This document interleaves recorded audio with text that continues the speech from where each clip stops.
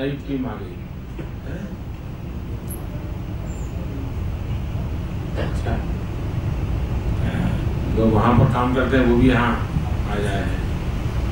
अच्छा, चलिए अब तो मेरा यहाँ संपर्क बीच में खत्म हो गया क्योंकि गुजरात चला गया। तो पुराने लोगों की प्रैक्टिस बच गया, यहाँ बटोरी जाती होगी।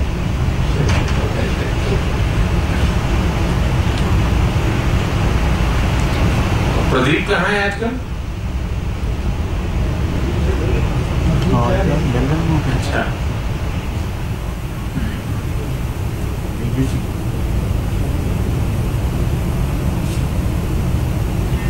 चलिए मेरा तो आज मन कर गया था कि मैंने कहा भाई अब तो आज सुबह मैंने मेरे दफ्तर के जो प्रमुख लोग हैं उनसे बैठा था।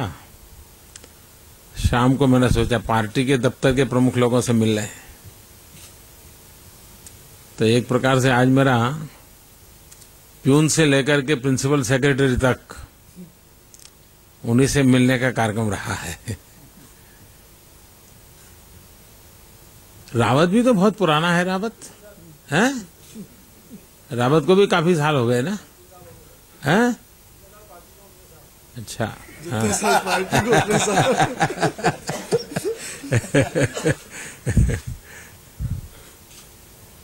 एक वो यादव था ड्राइवर। हाँ, ये रहा। क्या करते हैं बेटे भैया? बेटे, हाँ, एक तो अच्छा, ये यहीं पर है। अच्छा, बूथ का अध्यक्ष है। इस बूथ का समिति। वो दिन स्वागत किया था उसने मेरा। चलिए, अभी ड्राइवरों में कौन कौन है? खड़े हो जाइए। एक बार हमारे चालक गण। अच्छा अच्छा, तो सबसे सीनियर यादव है। हैं? हाँ, कृष्णलाल जी के जमाने के हुए।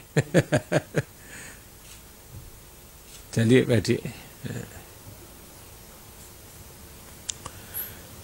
टेक्नोलॉजी का काम में कौन कौन है? कंप्यूटर हो, टेक्नोलॉजी हो, ये सारी चीजें करने वाला। अच्छा, IT सेल के में भी जो काम करते हैं वो भी है। अच्छा, बैठिए भैया। तो क्या आप उसी डिपार्टमेंट के अनुसार बुलाने वाले हो? हाँ, फोटो के लिए। फोटो हाँ, ऐसा ही कर लीजिए। एक एक डिपार्टमेंट बुला लीजिए। चलिए फटाफट। बोलते जाइए। कंप्यूटर पब्लिकेशन अभी भी है तुम्हारे पास? आज का बहुत जनरल हो, मैनेजर हो गया। सीनियर हो गए। लेकिन उसने कुशाभाव की सेवा बहुत की। बहुत की। वाले साहब, हाँ।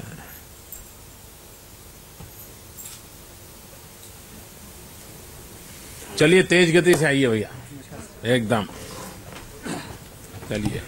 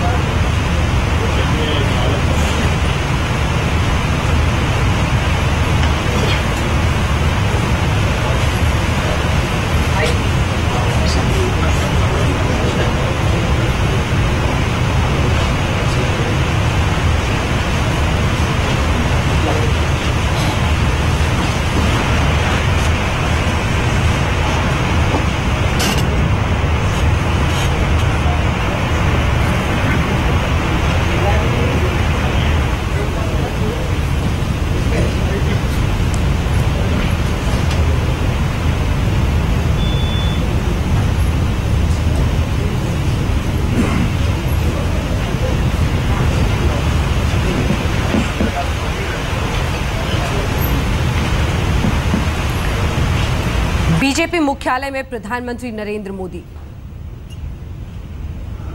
बीते दिनों को याद करते हुए, उन तमाम कर्मचारियों को याद करते हुए और सब मंच पर पहुंचते हुए उनके साथ तस्वीर के लिए। ये अंदाज रहा है प्रधानमंत्री नरेंद्र मोदी का। इससे पहले भी जब वो बीजेपी मुख्यालय आए हैं तो कई बार ऐसा हुआ है जब मीडिया के सामने उन्होंने पुराने दिनों को याद किया। एक बार फिर उन पुराने लोगों को याद करते हुए जिन्होंने बीजेपी में, इस मुख्यालय में लंबा वक्त बिताया है, काम किया है।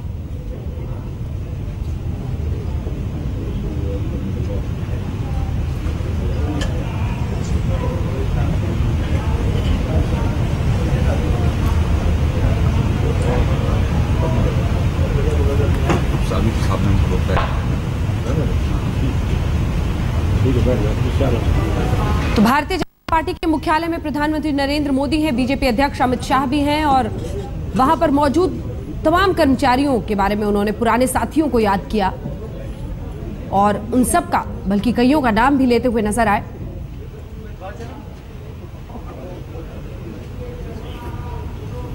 एक संपर्क उनसे साधने की कोशिश जिन्होंने अपनी जिंदगी के कई साल बीजेपी के नाम कर दिए। ड्राइवर से लेकर तमाम ऐसे कर्मचारी जो लंबा वक्त यहां बिता चुके हैं, उन सबको प्रधानमंत्री नरेंद्र मोदी ने उन सब का बल्कि जिक्र किया, याद किया और उसके बाद ऐसे ही तमाम लोग मंच पर पहुंचते हुए उनसे, उनके साथ तस्वीर खिंचाने के लिए। बीजेपी मुख्यालय में प्रधानमंत्री नरेंद्र मोदी, अध्यक्ष अमित शाह भी और इसी के साथ तमाम जो ऑफिस बेरर्स कह लीजिए मौजूद हैं बीजेपी मुख्यालय में, वो सब सालगिरह के इस जश्न में शामिल होते हुए जहां प्रधानमंत्री नरेंद्र मोदी उन सब के साथ मंच पर बैठे हुए ही सही तस्वीर खिंचा रहे हैं। बीते दिन से ही कार्यक्रम की शुरुआत हुई थी। मथुरा में आगाज हुआ, दीनदयाल धाम में दीनदयाल उपाध्याय की मूर्ति को मालार्पण, नमन और उसके बाद मथुरा में एक बड़ी रैली जिसका मूल यही निकला कि बुरे दिन बीत गए हैं। उसके बाद से ही आज सुबह से सिलसिला शुरू हुआ। बीजेपी अध्यक्ष अमित शाह ने प्रेस कॉन्फ्रेंस की, प्रधानमंत्री ने किसान चैनल का उद्घाटन किया और उसके बाद अब बीजेपी मुख्यालय पहुंचे हैं जहां पर तमाम पदाधिकारियों के साथ तस्वीरें खिंचवा रहे हैं। उनके लिए एक बड़ा दिन जब उनका नेता, देश का प्रधानमंत्री उनके काम को सलाम कर रहा है, उन सबको मंच पर आमंत्रित कर रहा है।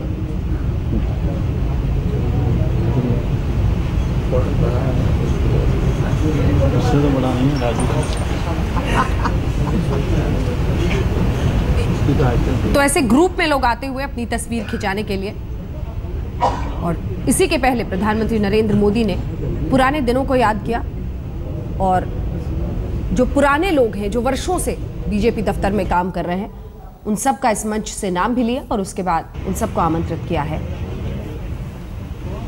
तस्वीर खिंचाने के लिए।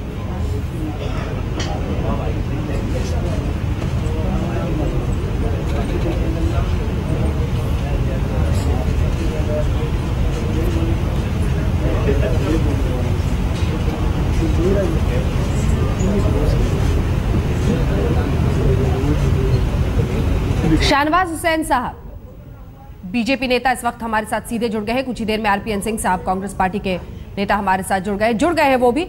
सबसे पहले शाहनवाज जी, आपके पास आते हुए तस्वीरें हम दिखा रहे हैं। बीजेपी मुख्यालय पहुंचे प्रधानमंत्री नरेंद्र मोदी। ये अलग अंदाज है उनका, जहां पर लोगों से वो संपर्क साधते हैं और यही करते हुए नजर आ रहे हैं। तमाम पदाधिकारियों को मंच पर बुलाकर उनके साथ तस्वीरें खिंचवा रहे हैं। क्या संकेत? देखिए, यही तो उनका अंदाज है कि जब साल पूरा हो रहा है तो सिर्फ बड़े लोगों से नहीं मिलना, वो उन लोगों से जो एकदम अंतिम पायदान पे काम करते हैं, जो कर्मचारी हैं, जिन्होंने पार्टी ऑफिस में बहुत दिन तक काम किया है। पार्टी के बड़े नेताओं से तो नरेंद्र भाई मिलते ही रहते हैं, चाहे पार्टी पदाधिकारी बैठक में, कैबिनेट की बैठक में, लेकिन जब ख़ास ओकेज़न होता है तो वो चाहे वो चाय का काम करने वाले हों, चाहे वो ड्राइवर का काम करने वाले हों, चाहे वो क्लर्क हों या पार्टी ऑफिस के कर्मचारी हों, सबको वो नाम से जानते हैं। हम लोगों ने बहुत दिनों तक उनके साथ काम किया है और देखा है वो एक एक को नाम से जानते हैं और अभी भी प्रधानमंत्री बनने के बाद भी उनका व्यवहार किसी से बदला नहीं है। जब उनसे वो मिलते भी हैं तो लगता है कि वो उन्हीं दिनों में खड़े हैं जिस दिनों में वो एक छोटे से कमरे में भारतीय जनता पार्टी के ऑफिस में बैठा करते थे, उसी दिन में वो लौट जाते हैं और उसी में वो खो जाते हैं। आरपीएन सिंह साहब, पूर्व प्रधानमंत्री मनमोहन सिंह के साथ ऐसा लम्हा याद आता है? नहीं, पहले तो मैं शहनवाज भाई को पूछना चाहूंगा कि कार्यकर्ताओं से मिल रहे हैं, बहुत अच्छी बात है। अब दफ्तर में लोगों से मिल रहे हैं, एक वर्ष में कम से कम किसानों से भी मिल लेते, देश के गरीबों से भी मिल लेते, जिनके लिए उन्होंने बड़े बड़े वादे किए। और एक जो बड़ा दुर्भाग्यपूर्ण रहा कि एक साल के बाद जो चीन में उन्होंने कहा, अंजना जी, कि हमारा देश 5000 साल पुराना है, 5000 साल पुराना है, भारतीय अपने देश को मां का दर्जा देते हैं। उन्होंने कहा कि एक साल पहले जो हिंदुस्तान में पैदा हुआ थे उसको शर्म आती थी अपने को भारतीय कहते हुए। 5000 साल का इतिहास इस देश का है, भारतीय इस देश को अपनी मां का दर्जा देते हैं। प्रधानमंत्री आएंगे जाएंगे, पर हमें और देशवासियों को हमेशा गर्व था कि वो भारतीय हैं और भारतीय रहेंगे। और ये देश और देशवासियों से प्रधानमंत्री का पद कभी भी बड़ा नहीं होता है। प्रधानमंत्री जी को देश के लोगों को ठेस पहुंचाने से पहले, कम से कम या ऐसे भाषण देने से पहले सोचना चाहिए था कि उन्होंने देश के लोगों को किस तरह जलील किया है, और वो भी अपने धरती पर नहीं, दूसरे देश में जाकर। शाहनवाज जी, ये भारतीय जनता पार्टी के लिए सिर्फ ये वाला भारतीय सम्मान है या पूरे भारत के सम्मान की बात, और वही सवाल खड़े कर रहे हैं आरपीएन सिंह साहब? शाहनवाज जी, देखिए, नरेंद्र भाई देश के लिए जीते हैं, हर भारतीय की चिंता करते हैं, यहां तक के कांग्रेसियों की भी चिंता करते हैं। उनके अच्छे दिन नहीं आए हैं, इस पर भी कोई वो बहुत खुश नहीं है, लेकिन कांग्रेस के लोग हर बात में कोई ना कोई कमी निकालते हैं। आरपीएन सिंह साहब एक युवा नेता हैं और युवा नेता के नाते जरूर मंत्री के तौर पर उन्होंने देश की सेवा की है और इनका नाम किसी में दागदार नहीं हुआ है। लेकिन ये सही है कि जो पिछली सरकार थी उसमें आज ही तो रिपोर्ट आई है कि जब 2G स्पेक्ट्रम का जब ये स्कैम हो रहा था तो बैजल साहब ने कहा कि प्रधानमंत्री को भी मालूम था, वित्त मंत्री को भी मालूम था। तो भारत की छवि बन गई थी नेशन ऑफ स्कैम की। आज भारत की छवि है कि जब तेजी से विकास करने वाला देश, प्रधानमंत्री नरेंद्र मोदी का इशारा इस तरफ था कि आप, भारत भ्रष्टाचार का प्रतीक नहीं है, भारत विकास का प्रतीक है। और नरेंद्र मोदी जी ने इस बात को पूरी दुनिया में प्रचार करने का काम किया है। ठीक है, क्योंकि जब भी लोग देश के बाहर जाते थे तो कहा जाता था आपके देश में क्या हो रहा है, 2G स्पेक्ट्रम। ठीक है शाहनवाज जी, पूरी बात आपकी सुनेंगे, आरपीएन सिंह साहब के पास भी चलेंगे, लेकिन हिमांशु मिश्रा हमारे सहयोगी हमारे साथ इस वक्त सीधे बीजेपी दफ्तर से जुड़ रहे हैं।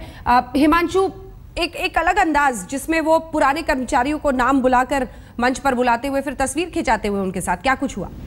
देखिए अंजना, बिल्कुल पुराने कर्मचारियों के बुलाया और उन्होंने कहा वो इस बीजेपी दफ्तर में बहुत ज्यादा नहीं है, लेकिन फिर भी उन्होंने 3 लोगों के नाम। हिमांशु, आपकी आवाज हम तक नहीं पहुंच पा रही। हिमांशु मिश्रा हमारे सहयोगी जानकारी देते हुए, तमाम ऐसे कर्मचारी भी थे जो नाम से उन्हें याद थे। आरपीएन सिंह साहब, शाहनवाज जी कह रहे हैं कि भारत और भारत के सम्मान से जुड़ा हुआ मामला ही है ये, तो प्रधानमंत्री सिर्फ ये संकेत देने की कोशिश कर रहे थे कि विदेश में जाकर भी जो भारत की छवि खराब हुई है, जो भ्रष्टाचार से छवि जुड़ गई है हिंदुस्तान की, उसको वो खत्म करना चाहते हैं। एक साल पहले आपको, अंजना जी, एक साल पहले आपको गर्व था कि आप भारतीय हैं कि नहीं हैं? आपको गर्व जरूर रहा होगा कि आप भारतीय हैं, जैसे पूरे देश को रहा होगा। मैं दूसरी चीज, उस चर्चा को छोड़ता हूं कि उन्होंने पूरे देश का अपमान किया। शहनवाज भाई ने तारीफ मेरी की, उसके लिए मैं उनको धन्यवाद देता हूं। पर एक चीज कहना चाहता हूं, जिस तरह भारतीय जनता पार्टी के वरिष्ठ नेताओं को उन्होंने बोला वो सारे देश का फायदा करना चाहते हैं, अरे भारतीय जनता पार्टी को जिसने बनाने का काम किया, वो अडवाणी जी हों, मुरली मनोहर जोशी जी हों, और एक उभरते तारे यंगेस्ट कैबिनेट मिनिस्टर भाई हमारे शहनवाज हुसैन हुआ करते थे, अटल बिहारी वाजपेयी जी ने, जिन्होंने तमाम बड़े काम किए। भारतीय जनता पार्टी के जिन्होंने पूरा मेहनत की, अपना पसीना खून दिया, वो आजकल उनकी क्या हालत भारतीय जनता पार्टी में है, शहनवाज भाई मेरे से बेहतर जाएंगे। यही वो शहनवाज हुसैन जी हैं जो यंगेस्ट कैबिनेट मिनिस्टर देश के हुआ करते थे। आज उनको देखा जाए तो ऐसे कैबिनेट में तक नहीं रखा जाता। आरपीएन सिंह साहब, ऐसे तो आपके भी अर्जुन सिंह जी हैं। नहीं, आरपीएन सिंह साहब, ऐसे कुछ लोग तो हर पार्टी में हैं। अर्जुन सिंह आपके भी हैं, ऐसे कई सारे एग्जाम्पल तो आपकी पार्टी के भी आ जाएंगे ना फिर। कौन अर्जुन सिंह जी? अर्जुन सिंह जी 10 साल इस देश के मंत्री रहे। अर्जुन सिंह जी एचआरडी के मिनिस्टर इस देश के 10 साल तक रहे। अंजना जी, उनको पूरा उनका सहयोग लिया गया। वाजपेयी जी की कैबिनेट में जो बड़े बड़े नेता थे, उनका आज का क्या हालत है। मुरली मनोहर जोशी जी उत्तर प्रदेश से, हमारे अडवाणी जी, हमारे शहनवाज भाई, जितने वरिष्ठ और जितने हमारे मंत्री हैं, राजनाथ सिंह जी, सुषमा स्वराज जी, इनका क्या हाल इस सरकार में है, मुझे नहीं, पूरे देश को मालूम है। दुखती रग पर आप हाथ रखने की कोशिश पूरी कर रहे हैं, लेकिन जो बड़े सवाल है, हाँ शाहनवाज जी, आ रही हूँ आपके पास, आ रही हूँ शाहनवाज जी, लेकिन उससे पहले जो बड़े सवाल आज हम हल्ला बोल में उठा रहे थे वो अपने दर्शकों के सामने रख दें, फिर आपकी प्रतिक्रिया इस पर जरूर लेंगे, क्योंकि आपके जख्म कहीं ना कहीं कुरेदने की वो कोशिश कर रहे हैं। पहला सवाल, क्या देश के बुरे दिन बीते हैं, अच्छे दिन आ गए हैं? क्योंकि प्रधानमंत्री नरेंद्र मोदी ने बीते दिन यही कहा था। पहले साल में मोदी सरकार ने सबसे ज्यादा काम किया, ये उनका दावा है। जितनी भी सरकारें पहले बनी हैं, पहले साल में हमने सबसे ज्यादा काम किया। सरकार के साल भर के विकास का सही रोल मॉडल है क्या ये एक साल में बढ़ने के लिए?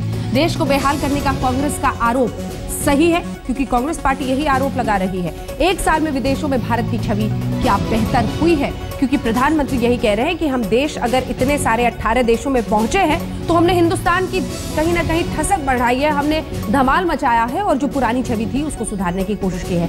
आप शाहनवाज जी जवाब देना चाह रहे थे आरपीएन सिंह साहब का।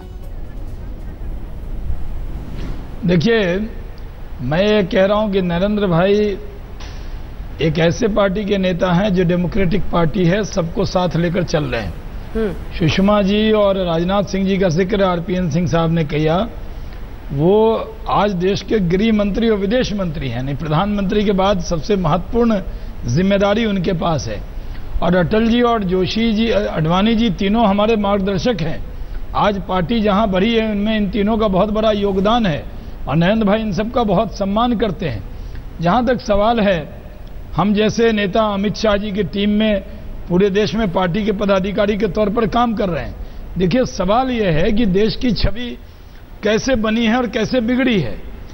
मैंने आपसे कहा कि मनमोहन सिंह जी की सरकार में सारे मंत्री भ्रष्ट थे, ये तो हम नहीं कह रहे हैं, हम तो कह रहे हैं आरपीएन सिंह साहब पर कोई इल्जाम नहीं लगा, लेकिन आपके सरकार की छवि ऐसी थी कि जब कोई विदेशी बाहर, हम विदेश जाते थे तो लोग पूछते थे आपके यहाँ इतना स्कैम क्यों होता है, 1,70,000 करोड़, 2 लाख करोड़, 3 लाख करोड़, और इस वजह से जनता में यहाँ नाराजगी थी। लेकिन जो विदेश में भारतीय रहते हैं वो ये सवाल किया करते थे। आज हम ये कह रहे हैं कि एक अच्छे मोड पे नरेंद्र भाई ले गए, जो निगेटिव माहौल था उससे पॉजिटिव पे ले गए हैं। आप कांग्रेस के नेता हो सकते हैं, लेकिन भारतीय होने के नाते आपको गर्व करना चाहिए कि आज एक ऐसी सरकार है, आपके प्रधानमंत्री, वो सिर्फ मेरे प्रधानमंत्री नहीं है, आरपीएन सिंह साहब के भी प्रधानमंत्री हैं, और वो उनके कार्यकाल में आपने एक प्रेस कॉन्फ्रेंस करके एक इल्जाम आयद नहीं किया है कि इस सरकार में कोई भ्रष्टाचार हुआ है। इस सरकार में कोई भ्रष्टाचार नहीं हुआ, भ्रष्टाचार मुक्त सरकार है। और एक दुष्प्रचार होता था अंजना जी, कहते थे नरेंद्र भाई आएंगे तो सांप्रदायिक सौहार्द बिगड़ जाएगा।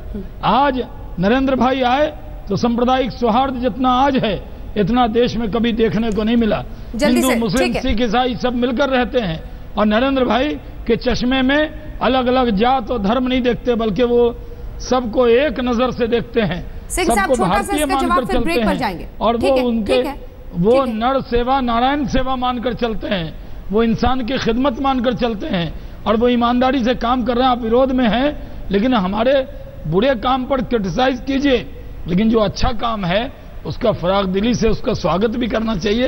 आप युवा नेता हैं, आप अन्य नेता की तरह आप सारी सिर्फ विरोध करेंगे, ये कैसे होगा? जो हमारी कमियां हैं कि ना ये, लेकिन अगर देश का नाम ऊंचा हुआ है तो उसको आपको तारीफ भी करना चाहिए। कि हम भारतीय, हमें शर्म था कि हम भारतीय थे एक साल पहले, क्या इस पे हम गर्व करें? क्या ये देश में जो पैदा नहीं, एक साल हमें पहले हुआ था उसको गर्व नहीं था? उस पर हम चर्चा ही नहीं करते। दूसरी चीज पे चलते हैं। आपने भ्रष्टाचार की बात करी, उस पर भी बात कर लेते हैं शहनवाज जी। सीएजी रिपोर्ट में किस मंत्री का नाम, आप ही के एक बड़े मंत्री का नाम घोटाले में आया है? आप ही के प्रांत से एक मंत्री आते हैं, गिरिराज सिंह जी को कंप्लेंट लिखवाते हैं कि मेरा पैसा चोरी हो गया। जब पुलिस पकड़ती है, तमाम करोड़ रुपए मिलते हैं तो बोलते नहीं मेरा इतना पैसा था ही नहीं। तो ये भ्रष्टाचारी, चलिए उसको भी छोड़ देते हैं। जो रिपोर्ट अंजना जी दिया जाता है जब आप मंत्री बनते हैं, शहनवाज भाई को भी पता है कि उसमें अपना क्रिमिनल रिकॉर्ड देना पड़ता है। ये तो आंकड़े आपके मंत्रियों ने दिया हुआ है। 30% मंत्रियों ने ये दे रखा है कि हमारे ऊपर क्रिमिनल केसेस। हमारे साथ दोनों खास मेहमान लगातार बने हुए हैं जिनसे हम चर्चा कर रहे हैं। शाहनवाज हुसैन साहब एक तरफ हैं, एक तरफ आरपीएन सिंह साहब हैं, और सवाल यह है कि क्या वाकई बुरे दिन बीत गए हैं? जो सबसे बड़ा मुद्दा है, सिंह साहब मैंने आपको बीच में रोका था, लेकिन जो सबसे बड़ा मुद्दा है जो बीजेपी बता रही है वो यही कि हमने जो बुरी छवि थी, और आपने बोला भी, उस पर कई सारे ट्वीट्स आए हैं, लोग ये लिख रहे हैं कि हाँ हम शर्मिंदा थे। जब कॉमनवेल्थ गेम्स घोटाला विश्व के सामने आया तो हम शर्मिंदा हुए, जब कोयला घोटाला देश के सामने आया तो हम शर्मिंदा हुए, और अब छवि बदल रही है। ये जो उनका दावा है इसमें भी दम नहीं है।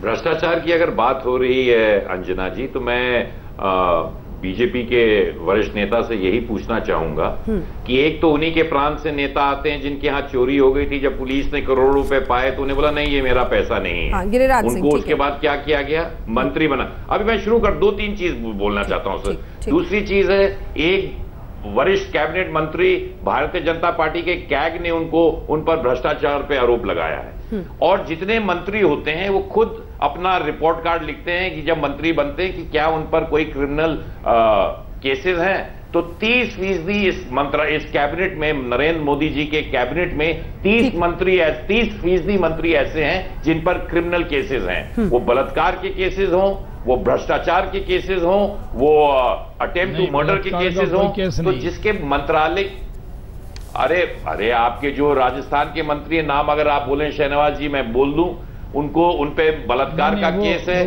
शहनवाज जी, पुलिस उनको ढूंढ रही है। नहीं, वो खत्म हो गया है। मैं नहीं बोल रहा हूं उन पे केस है।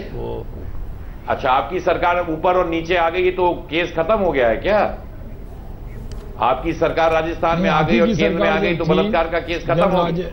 लेकिन शाहनवाज हुसैन साहब, शाहनवाज हुसैन साहब थे तभी वो केस खत्म हुआ। केस तब नहीं खत्म हुआ था, उसके बाद भी चला और बाकायदा उनको खोजा जा रहा था। वो उसके बाद भागे फिर रहे थे शाहनवाज जी। उनको यही दिल्ली पुलिस कहती थी, दिल्ली पुलिस यही कहती थी हम उनको ढूंढ नहीं पाते हैं। भले वो पार्लियामेंट में मिलते थे, प्रधानमंत्री जी से मिलते थे, पर पुलिस के हाथ मंत्री जी नहीं आते थे, पुलिस के हाथ नहीं आए, प्रधानमंत्री जी के हाथ नहीं आए। अब आप बता रहे हैं, बड़ी खुलासा कर रहे हैं कि आपकी सरकार जब आई तो वो केस बंद हो गया है। चलिए, अभी तक ये नहीं मालूम था। उसके बारे में बता दिए, आंध्र प्रदेश के जो मंत्री, जो आपकी सरकार में नहीं, आपको मैं शहनवाज जी, मैं आपसे नहीं बोल रहा हूं, आप ही के समय में बंद हुआ है। अगर आप बता रहे, मुझे ये भी नहीं पता है कि बंद हुआ है। दूसरे, अच्छा उस मंत्री की बात छोड़ दीजिए, आपके उत्तर प्रदेश के 2 मंत्री बने हैं, एक पर अटेम्प्ट टू मर्डर का केस है, 23 केस उन्होंने स्वयं लिख रखे हैं कि मेरे पर क्रिमिनल केस हैं, जिसमें एक अटेम्प्ट टू मर्डर है। एक आपके ऐसे मंत्री हैं जो दंगे में था मुजफ्फरनगर में, उनको आपने मंत्री भी नहीं बनाया, मंत्री तो बनाया, उनको Z+ सिक्योरिटी दे दी। अरे पहले तो तुमने जो दंगे किए उसके समय आपके पास पुलिस नहीं थी, अब Z+ सिक्योरिटी लेके आप दंगे करिए। शाहनवाज हुसैन साहब, कुछ ऐसे मुद्दों पर आपको वापस ले जाना चाहती हूँ। भ्रष्टाचार एक बड़ा मुद्दा था, अभी तक आप CVC और CIC अपॉइंट नहीं कर पाए हैं। CIC के सामने 39,000 RTI के केस इस वक्त भी लंबित हैं। कोई मतलब है इसका? कहाँ की पारदर्शिता, और कहाँ से आप कह सकते हैं कि भ्रष्टाचार के खिलाफ आप गंभीर हैं जब CVC आप नहीं अपॉइंट कर पाए 1 साल में? देखिए, ये अंजना जी, ये सरकार भ्रष्टाचार मुक्त सरकार है। जहाँ तक आरपीएन सिंह जी 2 सवाल उठा रहे थे गिरिराज सिंह जी के बारे में, वो पूरा मामला उनका वो पैसा नहीं था, उन्होंने बता दिया, और उनके भाई के फ्लैट में रहते थे, वहाँ का पैसा था वो। दूसरे बात जो इन्होंने कहा कि हमारे मंत्री के लिए वो रिपोर्ट आई है CAG की रिपोर्ट के बारे में मंत्री जी ने सफाई दे दी, वो पूरी तरह बेदाग है, उनका कोई लेना देना नहीं है। जिस कंपनी से उन्होंने लोन लिया था उस कंपनी पर रिपोर्ट है, न कि उन पर रिपोर्ट है। ये भी खुलासा पार्लियामेंट के सामने कर दिया गया। ये सरकार करप्शन फ्री गवर्नमेंट है। राहुल गांधी जरूर केरल में भाषण दे रहे हैं, लेकिन हम लोग अच्छे हैं, पूरे देश में जा रहे हैं। 400 जगह हमारे नेता जाकर देश की जनता से डायरेक्ट कांटेक्ट कर रहे हैं और कांग्रेस से प्रेस कॉन्फ्रेंस कर रही है। मेरे मैं भी सवाल जा का रहा जवाब? हूं। मैं कल कटिहार में जाऊंगा, वहां यहाँ कार्यक्रम करूंगा। हमारे और नेता कई और जगह जाएंगे। सब जगह हम जनता से डायरेक्ट कनेक्ट कर रहे हैं। जहां तक आपने CIC का सवाल किया, हम आपको कह रहे हैं सारा प्रोसेस चल रहा है और इन सब पदों पर जल्द नियुक्ति होगी, क्योंकि अभी यही कंफ्यूजन बना हुआ था कि इंटरव्यू में कौन बैठेगा। अभी तो हम लोगों ने खड़गे साहब को इंटरव्यू के लिए बुलाया, जबकि विपक्ष के पार्टी का दर्जा कांग्रेस को नहीं है, फिर भी बुलाकर उनसे बातचीत की तो निर्णय नहीं हुआ। तो कई मुद्दे ऐसे हैं जिस पर कांग्रेस कॉपरेट नहीं कर रही है। कांग्रेस ने मन बना लिया है, हम दिन कहेंगे तो ये रात कहेंगे और हम रात कहेंगे तो ये दिन कहेंगे, क्योंकि इनको लगता है कि भारतीय जनता पार्टी की सरकार आ गई और हमारी हर बात का विरोध करना ही अगर इन्होंने तय कर लिया है। मैं तो विरोध नहीं कर रहा, मैं तो आपकी इस खुलासा जो आप लोगों ने वादा किया था उसी के बारे में बता रहा हूं। शहनवाज जी, आप पूरे देश में 400, 800, 900 रैलियां करेंगे कि हमने अच्छे दिन ले आए। अगर आप अच्छे दिन ले आ जाते, इसका प्रचार करने की जरूरत क्या पड़ती? लोग स्वयं उसको महसूस कर देते। किसान मर रहे थे, लोग बदहाल थे, कम से कम उस समय आप लोगों ने अगर देश में किसानों के बीच में अपने नेताओं को भेजते, उनके आंसू पोंछने के काम करते, गरीबों के यहां भेजा होता तो कोई मतलब होता। अब पूरा देश में आप ढिंडोरा पीटना चाहते हैं, सारे मंत्री गांव में जाएंगे और उनको बताएंगे कि आपकी जिंदगी को हमने अच्छा कर दिया है। पर जब उनकी जिंदगी में बेहतर था, जब उनके यहां दुख था, मौतें हो रही थी और किसान बदहाल है, उस समय कोई नेता या मंत्री किसानों के बीच में जाने के लिए आप लोगों को फुर्सत नहीं थी। परंतु आज आप एक दिन, आपने बोला 800 कार्यक्रम हम गांव में जाके लोगों को बताएंगे कि अच्छे दिन आ गए हैं। इतने ही अच्छे दिन आगे होते तो इसका प्रचार करने की जरूरत क्या पड़ती? लोग खुद महसूस कर लेते। ठीक है, इस सवाल का जवाब दीजिए फिर शहनवाज जी, जरा 370 की तरफ बढ़ेंगे। किसानों की बात है अंजना जी, किसानों में ओलावृष्टि हुई, किसान का फसल बर्बाद हुआ, ये लोग 50% पे मुआवजा देते थे। हमने कहा अगर 33% भी फसल बर्बाद होगी तो हम मुआवजा देंगे। इसलिए किसानों का आंसू पोंछने का काम नरेंद्र मोदी जी ने किया। ये इल्जाम नहीं लगा सकते कि हम किसानों की चिंता नहीं की। तो देते आप, हमारे मंत्री केंद्र में भी काम करते हैं और गांव में भी जाते हैं। लेकिन ये और आपका सवाल अंजना, मैं आपसे अंजना जी, अगर ये क्या मुझे शहनवाज जी कहना चाहते हैं कि किसानों के अच्छे दिन एक वर्ष में अच्छे दिन रहे हैं? ये अगर शहनवाज जी बोल देते हैं तो मैं इसके बारे में कुछ कहना नहीं चाहूंगा। अगर वो कहते हैं किसानों के अच्छे दिन आ गए एक साल में, आज तो मैं किसानों के लिए किसानों के लिए किसान चैनल खोल दिया। आज किसानों की इतनी चिंता कर रहे हैं कि किसानों को खेती कैसे करनी, उसके लिए अलग से किसान चैनल खोल दिया। अच्छे दिन आ गए हैं, यूरिया नहीं मिलते, डीजल के दाम बढ़ गए, MSP नहीं बढ़ती, किसानों की मौतें हो रही हैं, मुआवजे नहीं मिलते। क्या एक साल में शहनवाज जी यूरिया की पॉलिसी बना दी है? क्या अच्छे यूरिया अरे क्या अच्छे दिन अरे पॉलिसी बन गई, पॉलिसी और भाषण सब हो गए शहनवाज जी। क्या किसानों के अच्छे दिन आ गए हैं? हाँ या ना में जवाब दे दीजिए।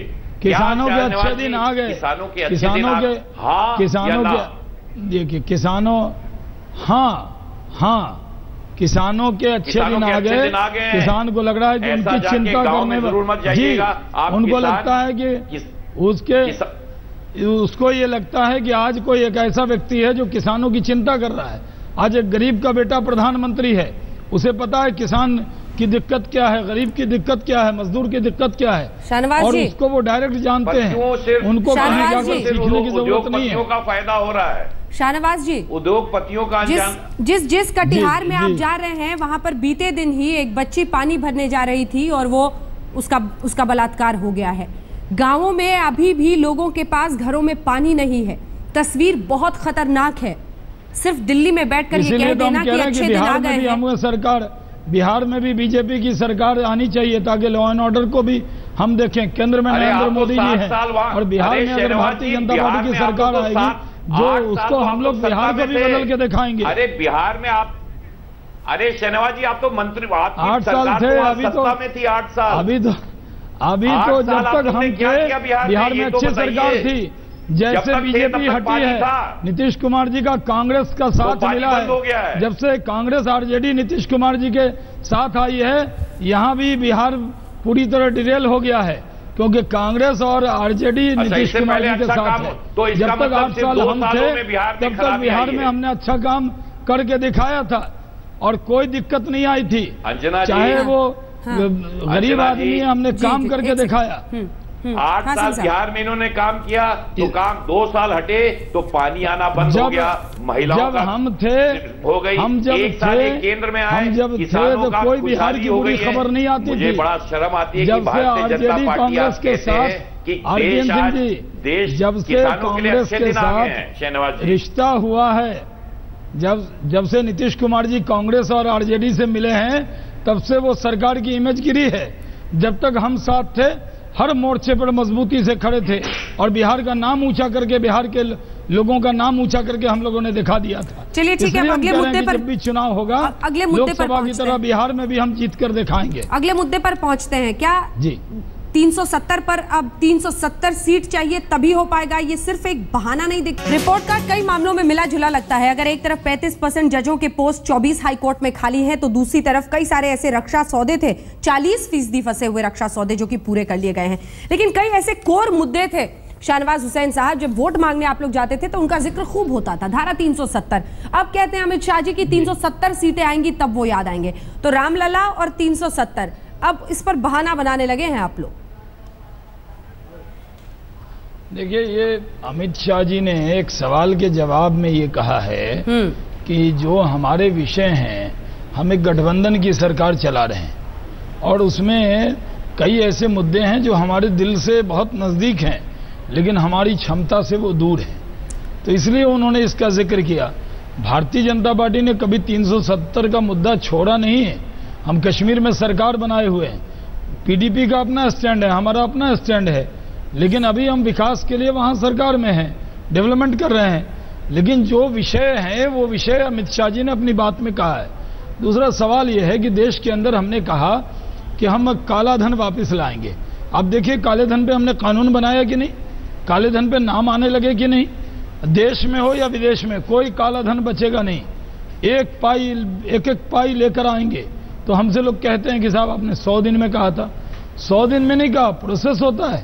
हमारी सरकार ने पहली कैबिनेट में एसआईटी बना दी कि नहीं, जो ये लोग रोके हुए बैठे हुए थे। इसलिए भारतीय जनता पार्टी की एक सरकार, शहनवाज जी आप ही के एक मित्र हैं झारखंड के, जिन्होंने पार्लियामेंट में, जी सिंह साहब बोले, आप ही के एक मित्र हैं, मेरे भी मित्र हैं, एक मित्र हैं जिन्होंने कहा पार्लियामेंट में, भारतीय जनता पार्टी के सांसद ने कहा कि हम सब जानते हैं कि 5 साल में काला धन नहीं आएगा, तो इसमें अब चर्चा करने की जरूरत नहीं है। देखिए, तो पार्लियामेंट में आप ही के झारखंड के एक सांसद ने कहा, आपके भी मित्र हैं, मेरे भी हैं।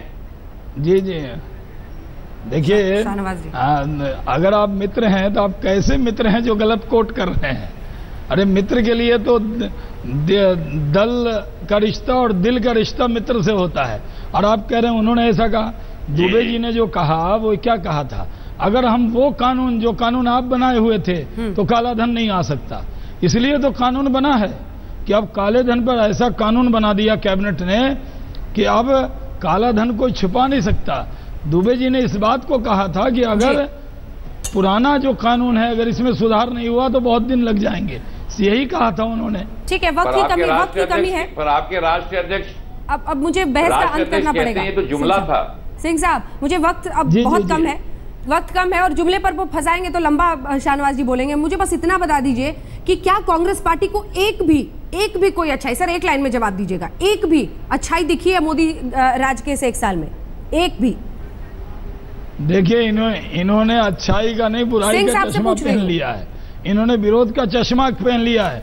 ये हमें देखते हैं, इनको हमारी हर चीज काली दिखती है। सिंह जी, एक विरोध का चश्मा पहनकर हमें देख रहे हैं। इन्होंने बहुत अच्छा काम किया है। इन्होंने स्किल डेवलपमेंट पूरे देश का करवाया है। इन्होंने स्किल डेवलपमेंट पूरे देश का करवाया है। अंजना जी, एक स्किल डेवलपमेंट पूरे देश का करवाया है। पूरा देश को सेल्फी खिंचवाना सिखवा दिया है। ये इनको मैं बधाई देता हूं। पूरे देश को एक स्किल दिया है इन्होंने, सेल्फी खिंचवाने का, और ये पूरा देश 1 साल में बहुत अच्छी तरह से स्किल डेवलपमेंट मिनिस्टर। बहुत शुक्रिया आप दोनों का हमारे साथ इस चर्चा में शामिल होने के लिए। लेकिन जाते जाते आइए आपको दिखा देते हैं क्या सोचते हैं हल्ला बोल देखने वाले दर्शक। 69% अभी भी वही आंकड़ा है। मानते हैं कि बुरे दिन बीत गए हैं, अच्छे दिन आ गए हैं। आप देखते रहिए आज तक।